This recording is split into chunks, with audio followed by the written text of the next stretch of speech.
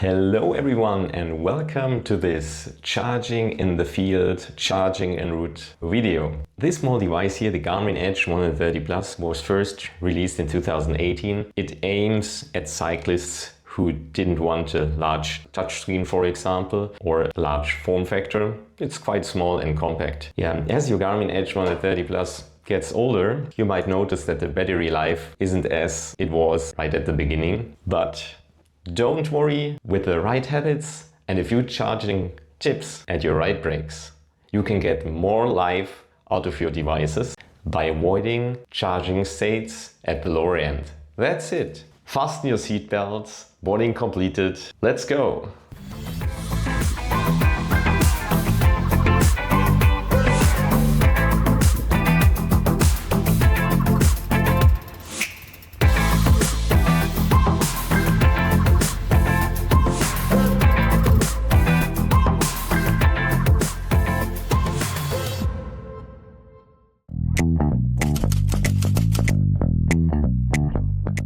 Alright, let's start with the battery specs of the Garmin Edge 130 Plus.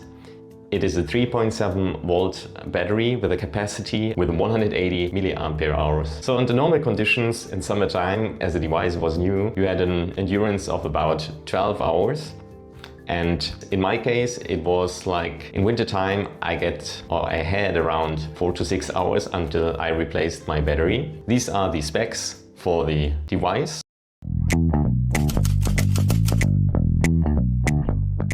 Let's continue with the charging methods. The first method is the charging with the power bank. 7 years ago, I bought a power bank and I needed a really big one. So I bought this heavy, bulky power bank with a capacity of 15,600 milliampere hours. So I can charge my smartphone like 3 times with this bulky device. And this is quite obvious. You only need your power bank and a micro USB to USB-A cable for this power bank at least to charge your device. Then when you connect the power bank, you get into this charging screen to the upper left corner, and it will always happen like this. So if I unplug the charger, start a ride and simulate a pause right now, where we can connect the charger again, we will only get this charging hint to the top left. This is very important and crucial. The summary for the power banks. Some are a bit bulky, but very reliable for charging your device, but maybe a bit of an overkill. Let's see if there are any alternatives. The next method is to charge your device with a smartphone.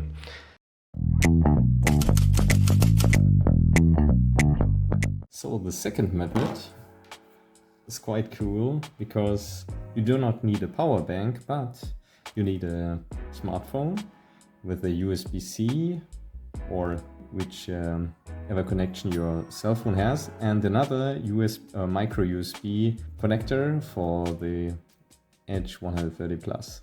We have paused the Edge or our tour, and now one thing is very crucial. The phone, which is now an iPhone 15, when I connect the USB-C plug, you have to wait and to plug in the USB plug later on. And as you can see, to the top left, there is this charging hint. If I do it differently, I connect the Garmin device and then I connect it to the smartphone.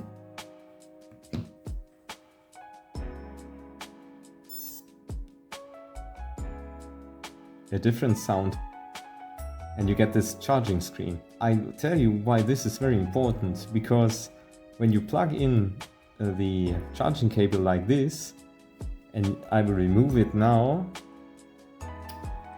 after the charging, your ride is gone. So you have to be very careful. For example, if I use my Android phone, I put it into flight mode and I have to stick to the order. So I plug in the USB-C plug into my phone. Afterwards, I plug in the micro USB cable and then everything is fine. But when I use the camera while I am charging the device, then this charging screen comes on and my ride is gone. So be absolutely safe that you put in the plug in the right order. Be absolutely safe with this. So this is a cool way to charge your device. So I can repeat it like this. The iPhone is in an airplane mode. That's the safest, I guess, because I do not know what happens if there is a phone call going on while you are charging. So I pause it. Then the cable is in the phone. Afterwards, in the Garmin device, this small charging appears. Everything is fine. So you got to experiment a little bit with it. It takes about 30 minutes to have 40% plus with a new battery. So maybe you have an already used battery or worn battery. Maybe you need less time for charging it for about 40%, but 30 minutes should be sufficient for the rest of the trip. Let's sum up the charging with the smartphone. You can charge about 40% in a 30-minute break, but you have to absolutely be careful looking at the sequence of the connecting of the plugs in the devices. Phone first. Phone first. Be always sure to connect your USB-C cable in the phone first, and only then device second, phone first. Let's come to the pitfalls of charging with the smartphone. The smartphone might recognize the device as a storage device and your activity might get lost. This has to be avoided at all costs. Otherwise, your device will shut down and restart and your activity is lost. And the shutdown dogmata is the consequence. I made a video about this. I call it shutdown dogmata. So have a look at my other videos. So remember, phone first, and at your device, the word charging with a plug symbol has to appear on the top left side. And now I'm going to show you how to disable a setting for the accessories to be safer to charge your device with an iPhone. We set the Face ID and passcode settings. When you scroll down all the way, you see these accessories selection, and there you see that storage devices can only connect when the iPhone is unlocked.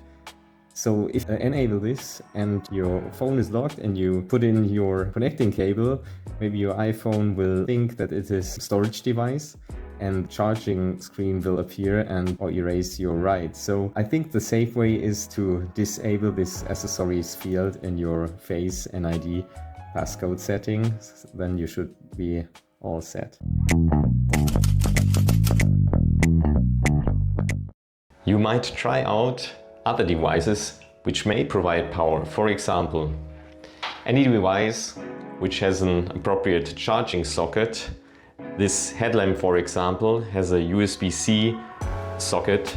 Some may provide power at their socket, so you're able to charge your device with them. I heard about a case of earbuds where the USB-C socket actually provided power to charge a smartwatch, for example.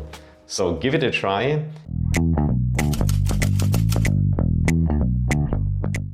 Let's come to a conclusion. Charging with a power bank is the safest way, but maybe your power bank is too bulky. Charging with a smartphone is a very handy way because your smartphone is always with you. But if you charge your device on the go during a ride break, you have to be absolutely sure about the procedure. Please share your experience with the charging with other electronic devices. This may help others. And leave some comments with hints or topics for other videos in the comments. I appreciate that you watched my video and maybe you leave a like and subscribe on the go. Thank you so much for your support and watching my video. Have happy trails.